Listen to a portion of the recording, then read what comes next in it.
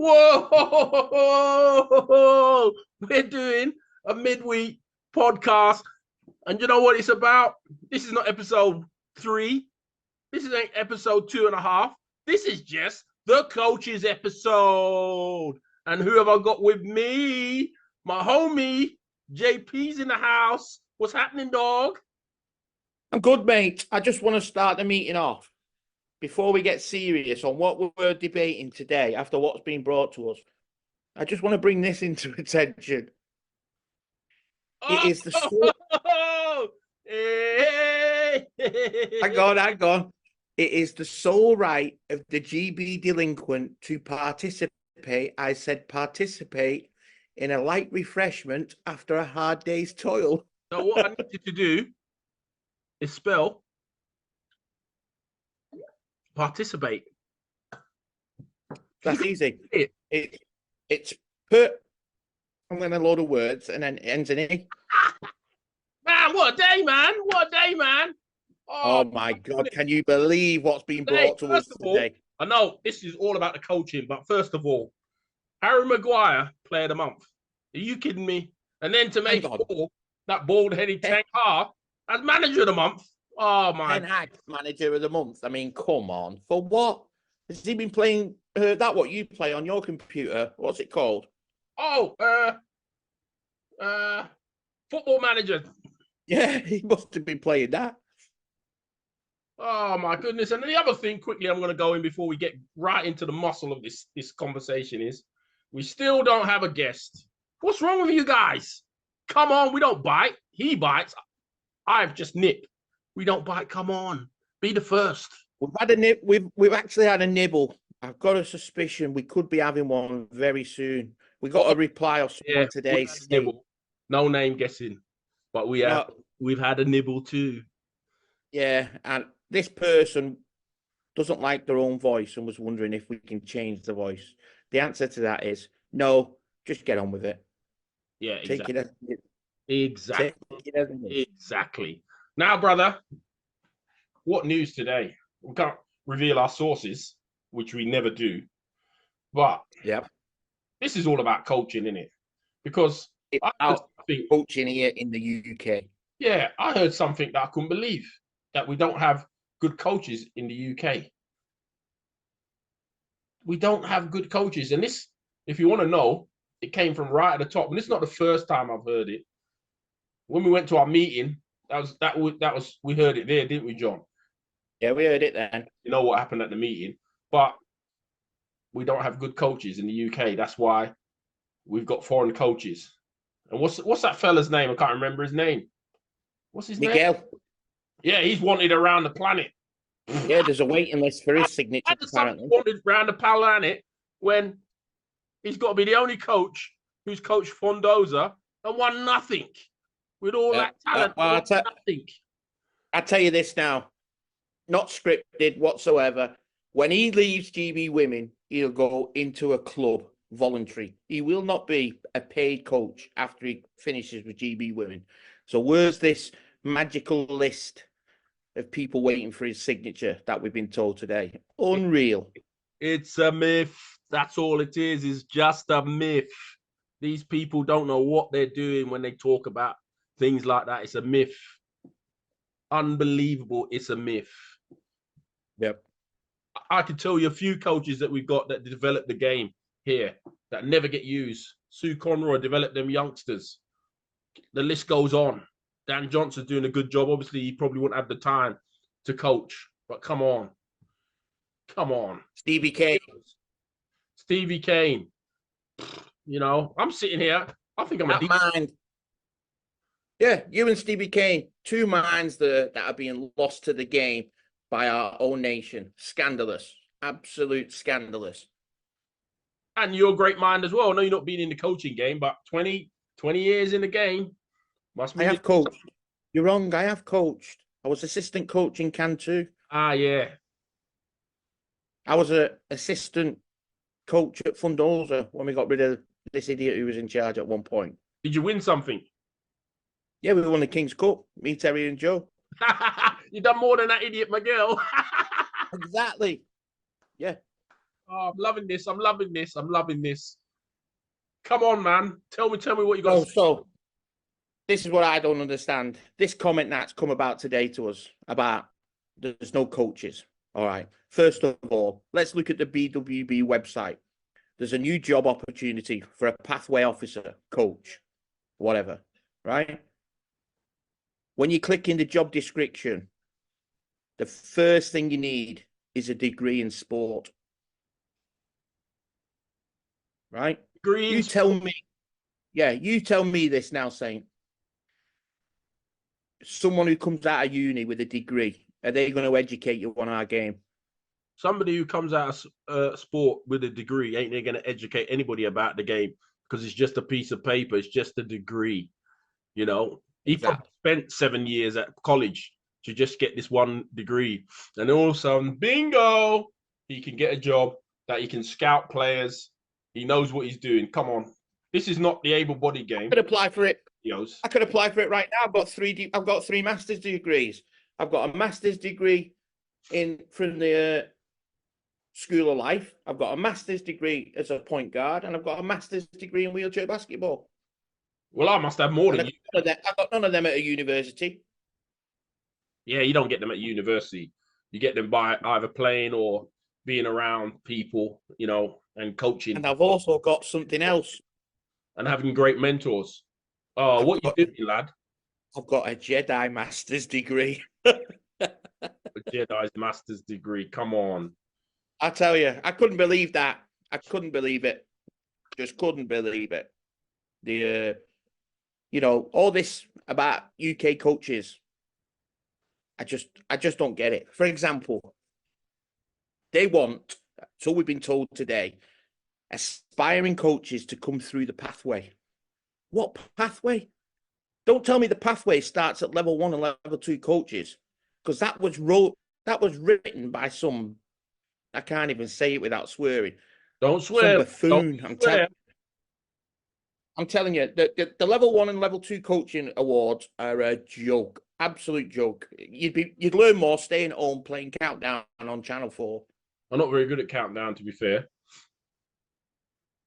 Honestly, and then you've got look at Pete Fimble. Pete Fimble was in the game coaching for 3 years, voluntary. Promised to, at the end of this, I'm telling you, you promised a job. At the end, where's Fimbo now? He's gone. Another one. Service for 3 years, voluntary. Promised a job, never got paid. Oh, we're good at that voluntary. They're good at giving out that voluntary malarkey. It's always good to give out voluntary. Unbelievable to give out voluntary. But there's another part of it I don't get, right? So you've got all these posts that go up online about coaching awards and these great coaches. And there was one up the other day. Tina Gordon's been nominated for a coaching award. Okay. Caroline Matthews has got coaching awards. Anna Jackson's some big coach. And she also does, what do you call it? Coaching levels. She delivers the coaching courses. So does Wendy Smith. Right? Tell me, or they can tell me, come on and be a guest and tell me, why have none of you ever coached the women? Why and put yourself forward and be refused the job? Why have you never coached the women's team? I don't know. Why have we got so many women that are great coaches, but they've never coached the women's national team? Just wait a minute, though. Wait a minute. Have they coached at all? I know Caroline's coaching. She's doing a good job with Wales. She's doing a great job in Wales. But they never put themselves forward for the big dance, which is the women. Exactly. I don't get it.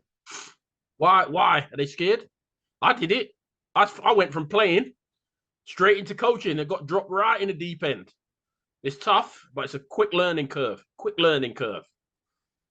Yeah, you're right. Yeah, well, you're right. The way I see it at the minute, if the people in the office are saying there's no coaches in this country or there's none good enough to take over or deliver a course or whatever, then it shows you that the impotency of them people in office don't know the game and don't know the job. Full stop. I don't care whose feathers this rattles. If they want to contact me or they want to appear on here, let them. the fact of the matter is they're pushing people out the game who know the game.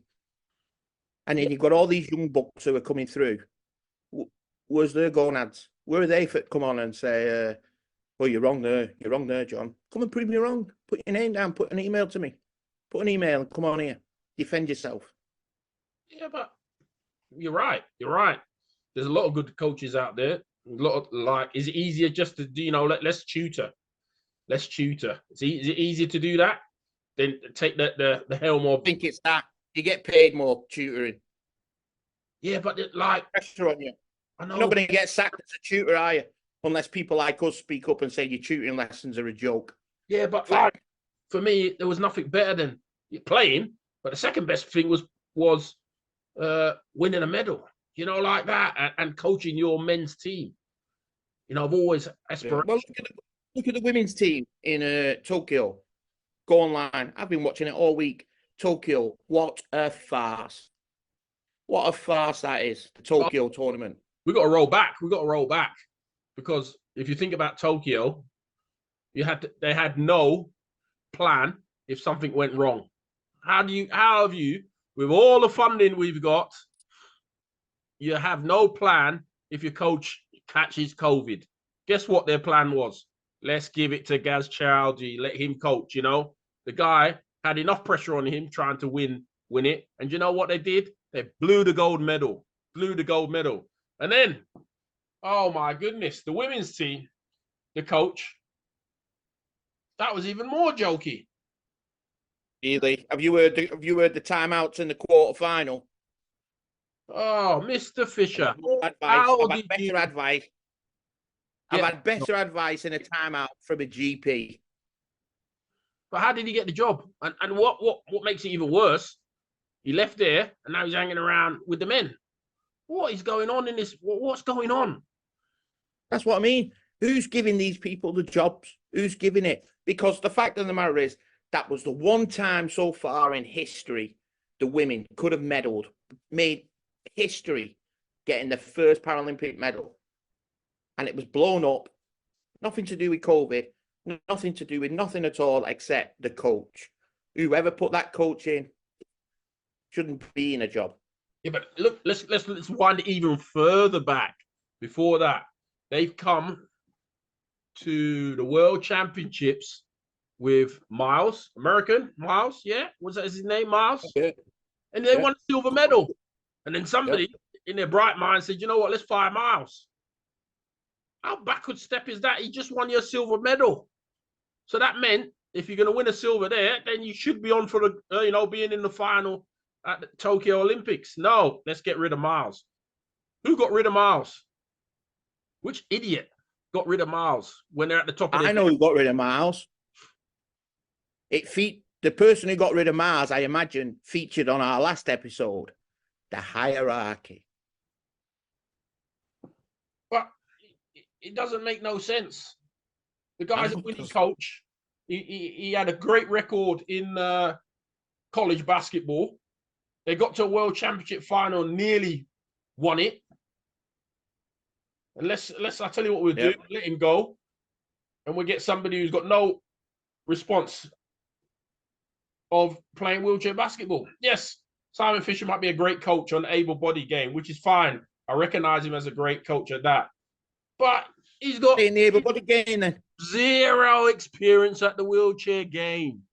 Zero, and it showed. He went to, after he's done with the girls, he rolls over to Worcester, another job for the boys, and they get destroyed the whole season.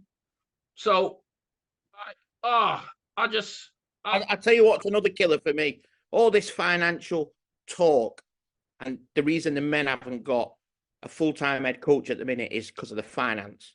That is the biggest quiff going.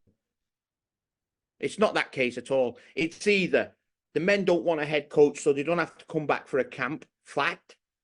It's either, if that was the case, you haven't got enough money for a head coach. Guess what?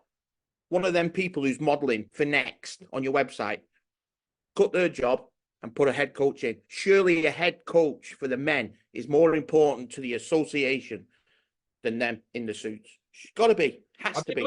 I did look at those suits. Didn't have my size, lad. Didn't fit me at all. So I decided not to get one. Yeah, but like surely there's another advert.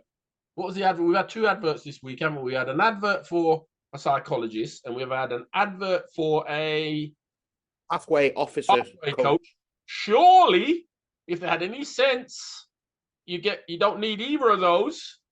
Yeah. And you get a head coach for the men. But you know what? They just decided, you know what? We don't need to do anything like that because the men are going to roll to the final. They're going to roll to the gold medal. Guess what? It ain't going to be that easy in Paris, for sure. Yeah, what was that breaking news you heard today? Who might be making a comeback? Well, I was looking on there because obviously they're getting ready for Paris. So they've got a camp January the 3rd at Lakeshore, which we had great times at Lakeshore. You know that. It was good there. It's hot as like you wouldn't believe. And the fishing. Paul Shorty's name was on the board. I'm like, what? Paul Shorty. And I was straight over to you and said, Paul Shorty's trying out. But even if you look on the board, the girls have got a camp in January. What are we doing? Tell me what we're doing. Yeah, this is the ones who are, you know, hopefully participating in the gold medal match. Yeah, they've just had the qualifiers in November, and they're preparing a camp in January. They look good, though. They look good. They look good, man. They look good. It's going to be a tough, like to get to that final. And we all know if you don't get to the final, the bronze medal game is a tough one to win because you got to win it. So going back to tonight's main topic, the coaching. Why is it that ex-international players, like on the last podcast you said, why don't they start putting the current crop through a coaching course so they can become coaches? Because they won't become a coach because they're ex-internationals. They'll go out the back door the same as all we did because they're not able-bodied. They'll go out the back door. That's a fact. Our sport's being ruined by the able-bodied. But yeah, we've got a new person in charge who reckons they're going to change everything and get it better. What do you think?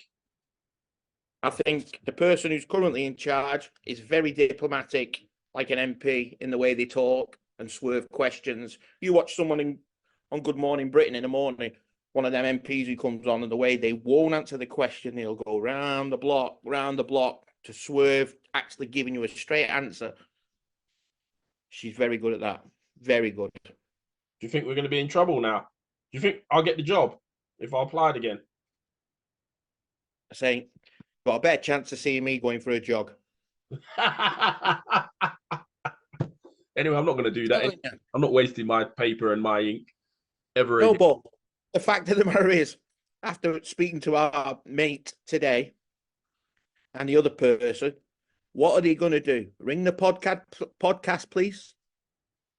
Nah, you're not going to ring the podcast. If you want to ring the podcast, please, my address will come up at the bottom of the screen at the end of this podcast. So would mine. So let's move on. I know we've talked about that. What about the state of the league, the state of the game here? We got teams that it looks like are, how do I put it diplomatically? I'm going to put it diplomatically. I don't know how to put it diplomatic. Are loading their teams with GB players, namely women GB players. What's causing the influx? What's causing that influx? What's drawing them to them teams where they're getting loaded? Maybe it's the coach at one of the university teams or the university. Maybe it's the coach that's drawing in there. Is that fair? Well, no, it shouldn't be. We went through this in the 90s, didn't we? When in the men's team, when John Staten took over after Mick Creedy and Dave Lloyd, we had that influx of Oldham players being more favoured. So wasn't the rules put in place over that? Yeah, but it looks like the rule don't mean nothing. The rules don't mean a goddamn thing because as we know, and we do know, rules are being broken. Rules are being broken. BWB, what are you going to do about the rules that keep being broken? Are you just going to sit on your backside and just let it slide? or you're going to fix it. Because if you don't fix it, you know what's going to happen. There'll be no teams. There'll be no teams. The thing is, regarding the rule break, I think it's scandalous because the fact of the matter is the rule break is affecting the league. Yeah, of course it is. Of course it The is. league is already struggling because all your great players are playing abroad. All your great players don't have to come back for camp because you brag it on your website that let's check out how your foreign players have done. No, I don't want to see how they're doing abroad. We're not interested in the Spanish league, the German league, the whatever league. Tell us how the camp went last week. Tell us how they got up, pushing up the hill. Tell us who's made the cut from the top 30 players down to the top 20 in the prep for Paris. That ain't happening. Yeah, we don't even know, like, where's the days of where it's an open session to start the camps? Where everybody gets to get to go. And then that's where you get to see everybody. You know, God rest his soul, Murray, up there. He'll be turning his grave up there, seeing what's going on. You know, the last conversations I had with that man, he was like in despair, what's going on, what he built and how. The fact of the matter is, regarding Murray, he saw the bigger picture, not just with the men, with the women and the juniors. He saw the big picture and all the pieces were put in the right place for that to blossom. Then he was out. Then some idiot took over, ruined it all, and look where we are now. Back to square one. Back to square one. And all we're... Okay, so here's one for you, saying. Go on. Looking at the current team. Well, let's go off the team that went to the Worlds in Dubai. And we've got Paris next year, right? Out of the 12 that you think will go to Paris, how many of them make LA? Think of the names that were in Dubai. More than likely, no one's going to break in the team between Dubai and Paris. So out of the 12 that went to Dubai, what names are going to LA? Well, that's a big question. I don't know. Because, I don't know. I have no idea. Well, I'll put you an example. Snapper, Terry. Yeah. If he goes to Paris, he matches Simon Munn's record of 7 Paralympics. Yeah. If he goes to LA, he surpasses it and gets 8. But he'll be well in his 40s. Yeah. I think Lee Manning will be in his 40s. Well, I think he's a bit younger. I think there's a few that'll be in the 40s come thingy, LA. So my point is, what's coming through? Because we just had the Kitayoshi thing where it was the under 30s. So you're not going to get a lot of tournament out of them. Yeah, but like another waste of money for 3. Did they play 2 games or 3 games? 2. 2 games. All that money. How much would you reckon that would set back for 2 games? I reckon, seriously, what it cost to take this mocked up under 30s team to Kitayoshi, Japan last month would have paid for a head coach of the men's team for a year. Fact. Crazy. Who makes these crazy decisions like for 2 games? At least get some other games while you're over that neck of the wood. You imagine Muzz would have said, right, we're off to Australia first. We're going to get some games over there. Then we're going to come back to Japan, play the games, and then we're going to go home. Exactly. And what was learned? Because, like, I watched a bit of it, and I was like, oh, this ain't really that great, to be fair. I watched 4 minutes of it. 4 minutes. And it's not really great. So, yeah. But the thing is, it's a long time between Paris and LA. A lot of things can happen. Injuries can happen. So much things can happen. Funding can happen. You know, I'm hearing there's a long-term funding plan, but it don't look like it to me. It doesn't look like it to me. I've heard that. I've heard there's this 12-year funding cycle thing, whatever. Let's have a drink. I think that's just the case to shut people up like us. Cheers. Get to the cheers. Yeah. Oh. Beautiful. You can't beat a nice on Friday. What are you drinking? I've got a little bit of a vodka, lime, and soda in there. Because Anyway, to finish, to finish on a high. Go on. Yeah. It's not Christmas unless the darts is on. Oh, Who are you going to win the darts? who's gonna win the darts? I'm telling you who's gonna win the darts. Watch it here. Luke Humphries is gonna win the world championships. He's the man in form. He is the man in form. I'm not even looking forward to watching Luke Humphries. The reason I'm looking forward to looking at the darts is Guerin Price gonna wear headphones again? I can't hear you. I can't hear you. What? That was epic. That was epic when he had the headphones on. Oh my goodness. You can't beat a London crowd, can you, lad? You can't beat a London crowd. It's an epic. So I think there's a surprise on the cards. Go on. Who's yours? Who's yours? To win it? Yeah. Oh, he's on the spot. Van Gerwen. Van Gerwen. Van Gerwen. Yeah. Once you feel the beat. Mind you, I heard on TalkSport the other day, Barney says in top form, and he's using these new darts that are going down well at the minute. And he's lost a load of weight, Raymond van Barneveld. So it could be Barney. You know what he needs to do? Send in his diet for you. Oh, I'm on form tonight, ain't I? What a day. What a day. I've heard you had a classic day today, lad. I heard you had a beautiful day today. Let's just say today it's not been pleasant like the weather. It's not being pleasant. We can't finish because we've got a couple minutes. We cannot finish without our predictions. Remember last one, episode 2, where we predicted who would win in the midweek. And I think we got some right. We said I got West Ham right. I got West Ham right. Yeah, we did. We got Liverpool right. Who else did we get right? We got Everton right too. Go on then. Saturday's fixtures. Oh, guess what? Hang on a minute. Whoa. Once again, Liverpool, 12:30 kickoff. What's going on?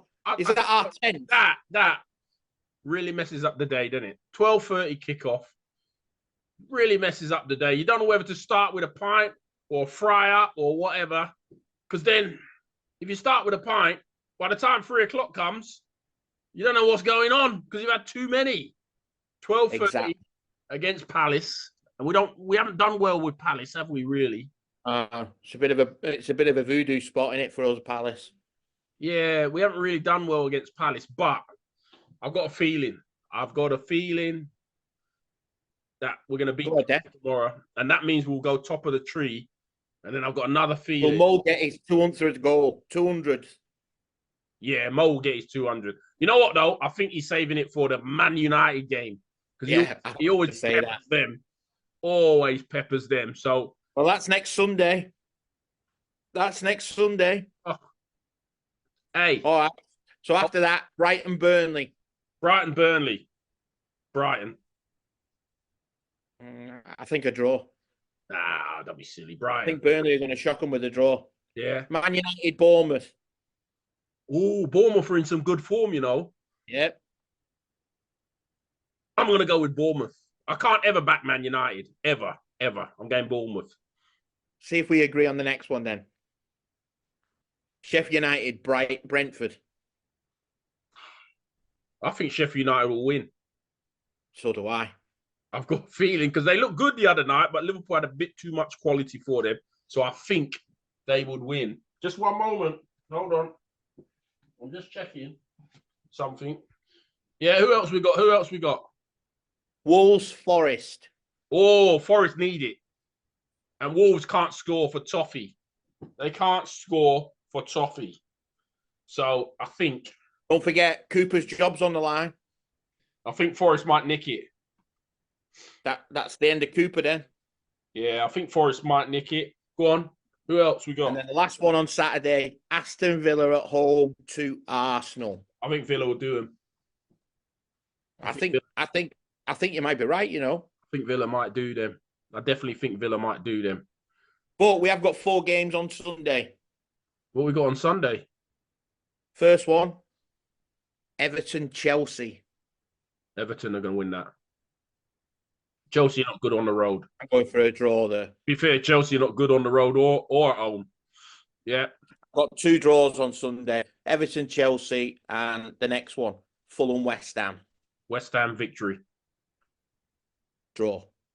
Yeah. Then after that, Luton-Man City.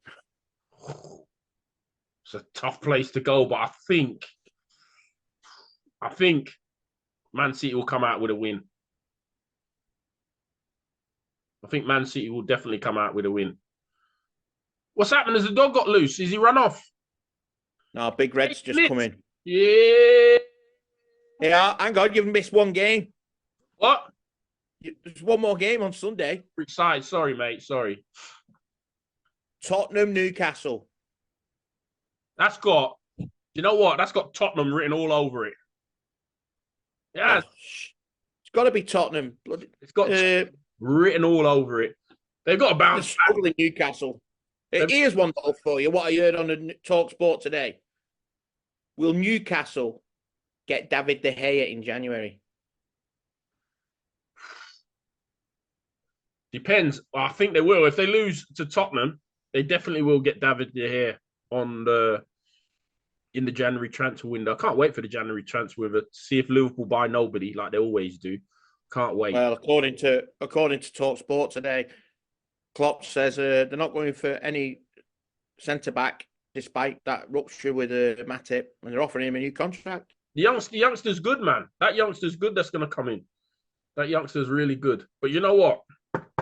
Time is always never on our side when we're doing just when you get fired up and you're ready to explode. I know. Man, we just got to get a guest because, like, come on, you people. I know you people are watching. I don't get it. What you're frightened of, just come and join us. Even if you want it to be an evening session and you want to get whiskied up first, I'm fine with it. Yeah, come on. Have a nice drink with the boys. Exactly. We'll give you some questions. Nice and easy questions. And you'll be the first one on the Delinquents Show podcast. Guys, surely there's someone out there who wants to be the premier guest, the first guest to break, podcast. It's got to be. There has got to be. We don't mind who it is. We don't mind who it is. If you're watching it, come and see it. Listen, I've got one for you. Justin Bain. Come on, email us. Once someone in the office shows you this, come on. Ooh. Come and have a chat with us. Yeah, that'd be great. That would be great. The viewers would absolutely love it. Will it happen? I doubt it. Like I said, you'll see me jogging first. Yeah, I doubt it. Anyway, I've got to go. You've got to go. You're going for a jog. Hey, yeah. This one has been totally emotional. It's been a great show. The people are going to be really excited to have a midweek version because this will go out tomorrow.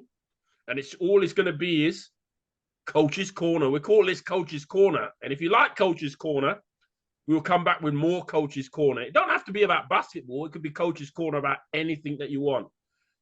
Jay. No, but any of the points that we brought up about UK coaching, any issues you have, write them in the comments to the link. Write them in the comments. When the Facebook link goes up to this episode, write them in the comments. Then we'll learn them out on the next episode. It's that simple. Don't worry about writing them in the comments. All I want to see you write in the comments that you're coming on the show, the next episode. All this right. Come on the show. Come on the show. Come on the show. We want you to come on the show. JP09. This is Saint checking out. Thank you for all joining us. We'll see you on the next edition of... Don't forget one thing, Saint. Good times, bad times. This show is officially good times. We will see you on the next episode of The Delinquent Show.